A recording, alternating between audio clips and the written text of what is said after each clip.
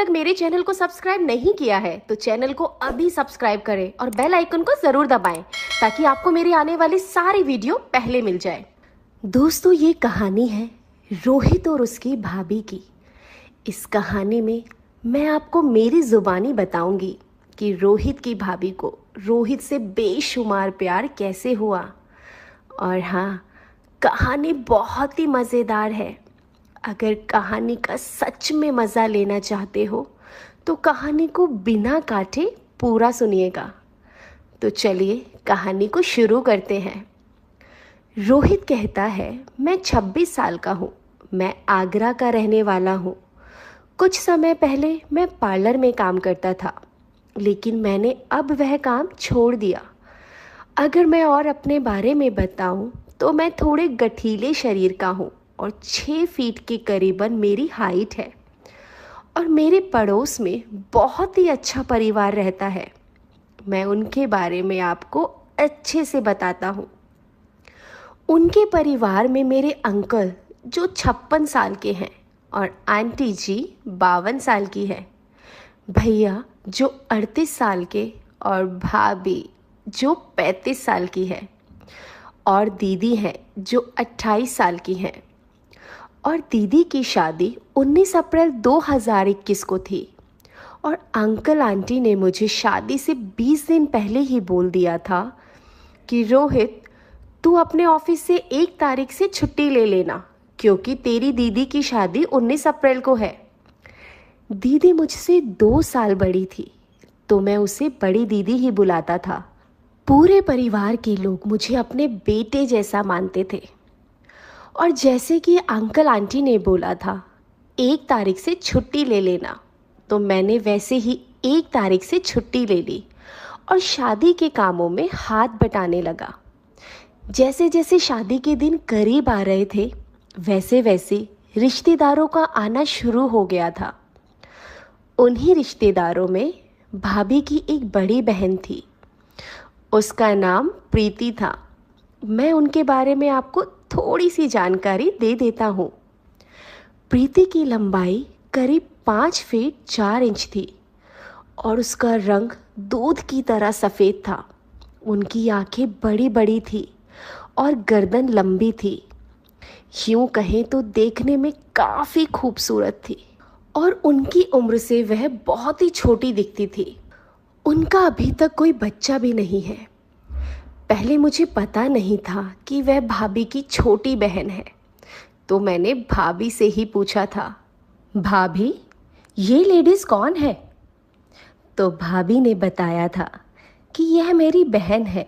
और जब मुझे पता चला यह भाभी की बहन है तो मैं आते जाते उनसे मजाक कर लिया करता था। एक दिन आंटी ने मुझे बुलाया और बोली, हम भात नोतने जा रहे हैं, तुम अपनी दीदी का ख्याल रखना। तो मैंने कहा, ओके आंटी जी, आप चिंता ना करें, मैं दीदी का अच्छे से ख्याल रखूँगा। कुछ देर बाद सभी चले गए। मैं और दीदी शतरंज खेलने लगे। लेकिन थोड़ी देर बाद बड़े भैया भाभी की बहन प्रीति को वापस घर छोड़ने आए। दीदी ने भैया से पूछा कि क्या हुआ, तो भैया ने बताया इनकी तबीयत अचानक से ख़राब हो गई, इसलिए मुझे इसे घर वापस छोड़ने आना पड़ा। फिर भैया मुझसे बोले, रोहित जल्दी से जा और डॉक्टर अंकल को ले आ। उनके कहने पर मैं भी तुरंत बाइक लेकर डॉक्टर अंकल को बिठा लाया। फिर डॉक्टर अंकल ने प्रीति भाभी का चेकअप करने के बाद कहा, मुझे लगता है इनकी आंतों में थोड़ा सा अल्सर है, इन्हें मेरे क्लिनिक पर लाना पड़ेगा। लेकिन भैया को अंकल आंटी के पास वापस जाना था, इसलिए वह थोड़ा चिंतित हो गए। फिर मैंने भैया से कहा, आप जाओ, मैं इन्हें अपनी कार में दिखा लाऊंगा। भैया को थोड़ी सी तसल्ली हुई और वापस चले गए। फिर मैं अपनी कार में प्रीति भाभी को डॉक्टर के पास ले गया और दीदी को बोल दिया था कि वह अंदर से दरवाज़ा बंद कर ले। डॉक्टर ने क्लिनिक पर प्रीति भाभी के सभी टेस्ट किए और बताया इनकी सभी रिपोर्ट्स अगले दिन मिल जाएगी। फिर मैंने डॉक्टर से पूछा कि क्या मैं भाभी को घर ले जा सकता हूँ। तो डॉक्टर ने कहा हाँ ले जाइए। उसके बाद मैंने काउंटर पर फीस भरी और दवाइयाँ लेकर वहाँ से भाभी को लेकर घर आ गया। मैंने अपनी गोद में उठाकर भाभी को कार से निकाला और अंदर कमरे में ले जाकर लेटा दिया। भाभी को मेरा व्यवहार इतना अच्छा लगा कि उनके दिल में मेरे लिए एक अच्छी जगह बन गई। फिर मैंने उन्हें गर्म दूध देकर दवाई दे दी। अब तक शाम के 7 बज चुके थे। फिर मैंने अपने और दीदी के लिए चाय बनाई और दोनों ने साथ में बैठकर बातें करते करते चाय पी ली। फिर हमने देखा कि प्रीति भाभी सो चुकी है। हम दोनों अकेले थे तो हम शादी के कार्ड पैक करने लग गए। हमने कुछ टाइम में ही सभी कार्ड्स पैक कर दिए थे और उसके बाद अंकल आंटी और सभी सदस्य घर वापस आ गए और सीधा भाभी के पास चले गए। हम दोनों से कुछ नहीं पूछा। कमरे में आवाज़ होने के कारण भाभी भी नींद से जाग गई थी। फिर भाभी कहने लगी, रोहित ना होता तो मेरी जान ही निकल जाती। बहुत ही नेक लड़का है।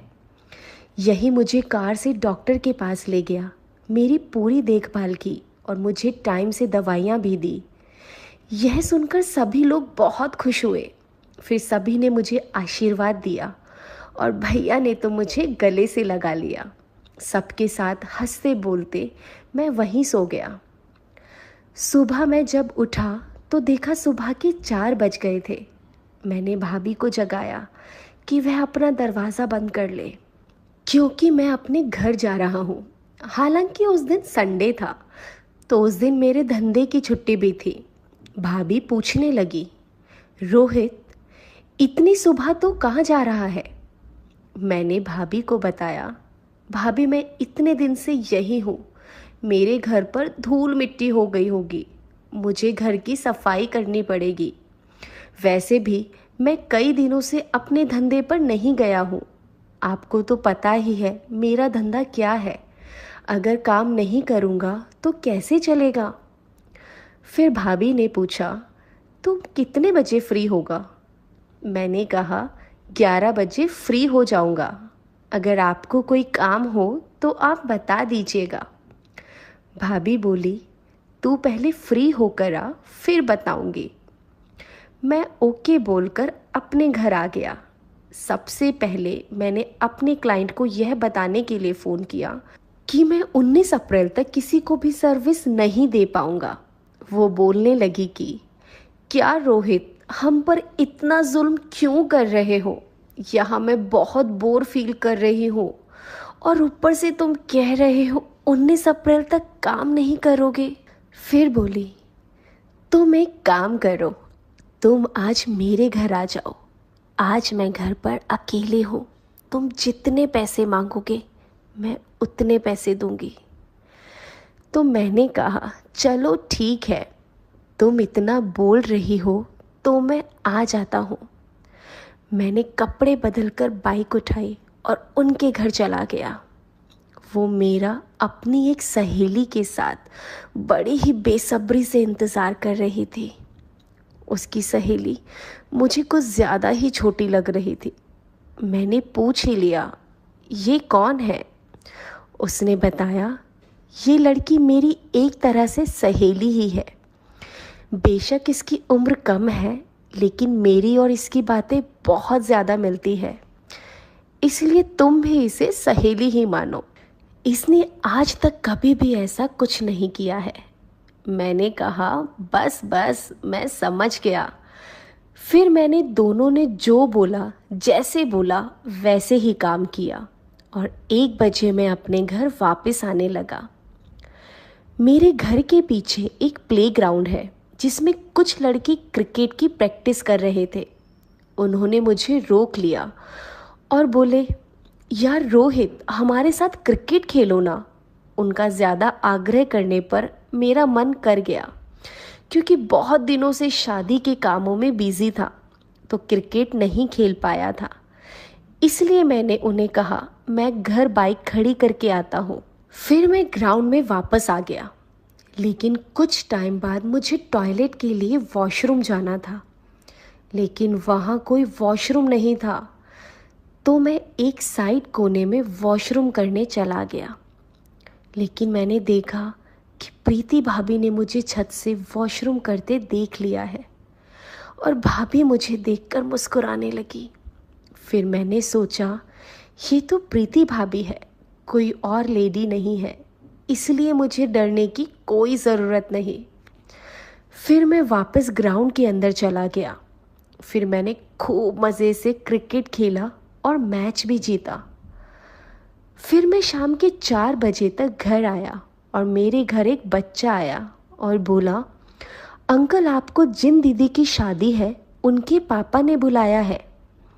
मैं समझ गया अंकल को कुछ काम होगा, इसलिए फिर मैं कपड़े बदलकर दीदी के घर चला गया और मैंने अंकल आंटी के पैर छूकर उनसे आशीर्वाद लिया और प्रीति भाभी से उनकी तबीयत के बारे में पूछा तो उन्होंने बताया अब मैं ठीक हूँ।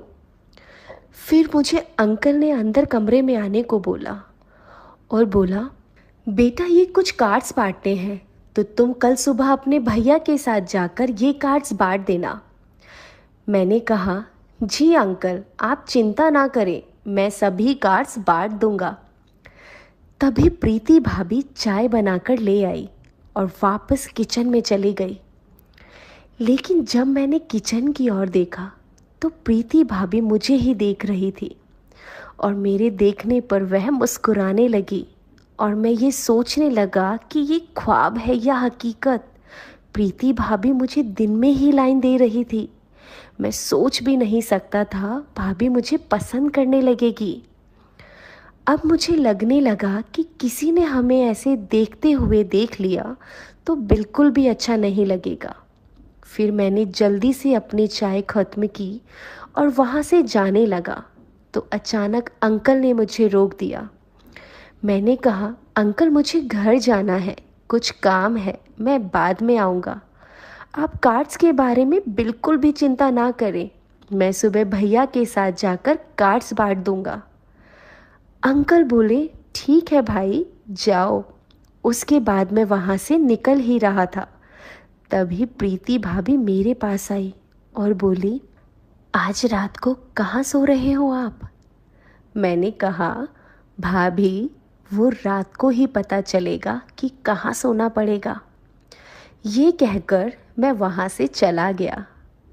दोस्तों, मैं आपको इससे आगे की स्टोरी आने वाले पार्ट 2 में बताऊंगी।